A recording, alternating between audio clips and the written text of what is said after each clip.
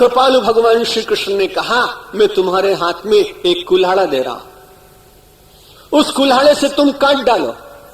वस्तुओं को मत काटना, लेकिन वस्तुओं के प्रति तुम्हारी जो आसक्ति हो गई है, उस आसक्ति को काट डालना।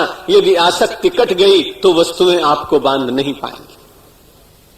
यदि वस्तुएं मिल गई तो आप प्रसन्न रहेंगे, और ये यदि वस्तुएं आपके पास न भी रही तो भगवान श्री कृष्ण कहते हैं, यदृच्छा लाभ संतुष्टः यथा लाभ संतोष सदाई। गोस्वामी तुलसीदास जी ने कहा, प्रयत्न करने के बाद जो आप कुछ मिल जाए आपको, आप उसमें संतुष्ट रह सकें।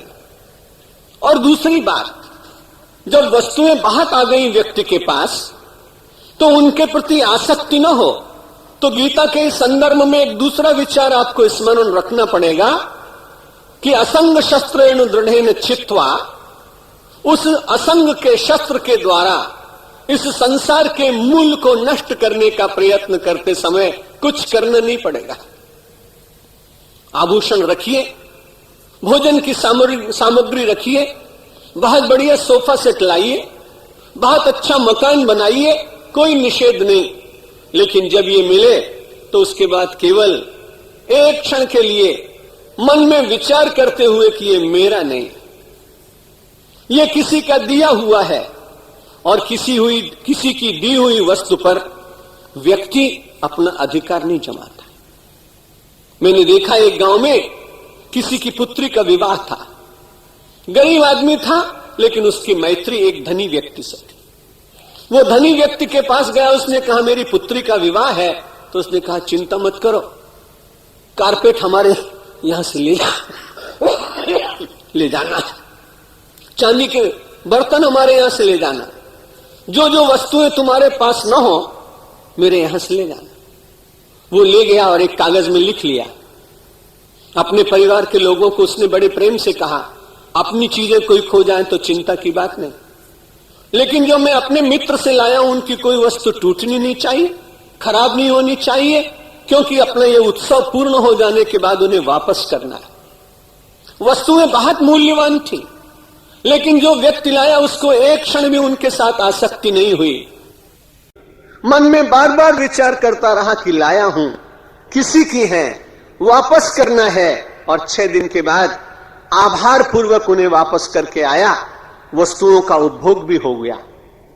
आने वाले बारातियों ने बड़ी प्रशंसा की, भाई बहुत अच्छा प्रबंध किया है, बहुत अच्छे भोजन कराए, बहुत अच्छे पात्रों की व्यवस्था की है। बस इसी प्रकार से जब आपको तन मिले, जब आपको धन मिले, जब आपको जन मिले, जब आपको आभूषण मिले, आप विचार करिए कि किसी का दिया हुआ है, इसलिए इसका दुरुपयोग नहीं करूंगा। यदि आपने दुरुपयोग नहीं किया तो धीरे धीरे आसक्ति भी नहीं होगी। श्रीमद् भगवत गीता ने दृढ़ेन छित्त्वा, उस असंग शस्त्र के द्वारा दृढ़ता पूर्वक अपने मन में पूर्ण संकल्प करने के बाद इस संसार का निषेध करने के लिए एक मार्ग बताया। ब्रह्मार्पणम ब्रह्म हविर ब्रह्माग्नौ ब्रह्मणाहुतम ब्रह्मैव तेन गंतव्यम ब्रह्म कर्म समाधिना। वस्तु आपकी है, लेकिन आप उसे ब्रह्मार्पण करके सेवन करें।